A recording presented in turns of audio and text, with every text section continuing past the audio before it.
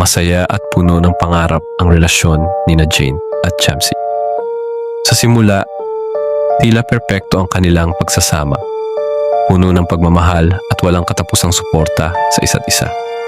Ngunit ang matamis na kwento ay unti-unting napalitan ng pait. Nag-umpisa ito sa maliliit na bagay. Pagsiselos ni Jamsie sa mga kaibigan ni Jane. Pagkontrol sa kung sino ang kanyang kinakausap. At madalas na pagtatanong kung saan siya pupunta. Noong una, inakala ni Jane na ito'y tanda lamang ng pagmamahal. Ngunit sa paglipas ng panahon, ang simpleng pagsiselos ay nauwi sa matinding kontrol at galit.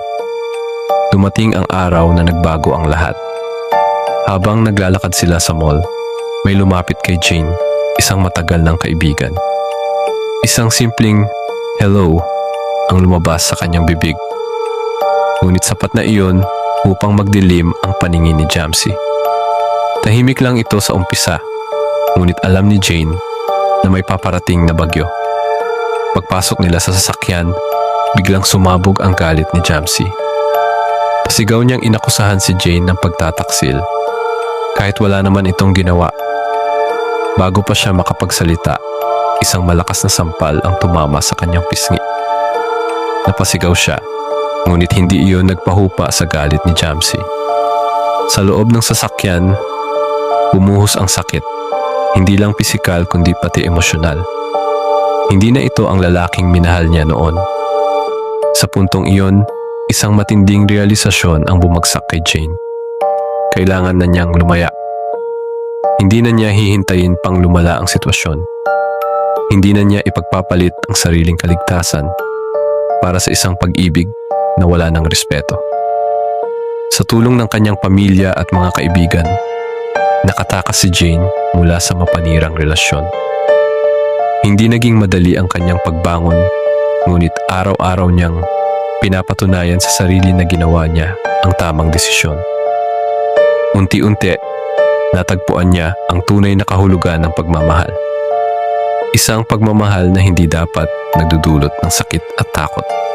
Ngunit isang gabi, habang nanonood ng telebisyon kasama ang kanyang pamilya, hindi niya namalayang may nakamasid sa kanila mula sa labas.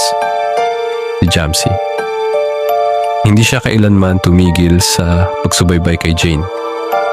Galit at poot ang namuo sa kanyang puso. Iniisip na sinusulsulan lamang ng pamilya ni Jane ang kanyang dating kasintahan upang iwan siya. Higit pa rito, kumbinsido siyang may iba nang iniibig si Jane. Madaling araw nang marinig ng pamilya ni Jane ang isang malakas na kalabog, pumalya ang kanilang kandado at bago pa nila namalayan, nakapasok na si Jamsie. May hawak siyang patalim at ang kanyang mga matay nagliliyab sa galit. Walang awa niyang hinarap ang pamilya ni Jane. Isang kagimbal-gimbal na eksena ng kasakiman at galit ang sumunod. Walang sino man ang nakaligtas. Isa-isa niyang pinaslang ang mga mahal sa buhay ni Jane. At sa huli, si Jane mismo ang naging biktima ng kanyang kabaliwan. Sa kanyang isipan, kung hindi magiging kanya si Jane, wala nang ibang dapat makapiling ito. Nang dumating ang mga awtoridad, huli na ang lahat. Isang madugong trahedya ang naganap. Hindi niya kailanman inakala na ang taong minahal niya ng labis ay magiging dahilan ng kanilang pagkawasak. Payo sa mga nagmamahal. Sa isang relasyon, hindi dapat mawala ang respeto, tiwala at kalayaan. Ang pagmamahal ay hindi dapat nagdadala ng takot o sakit. Kapag ang isang relasyon ay nagiging mapanakit at mapanira, huwag matakot umalis.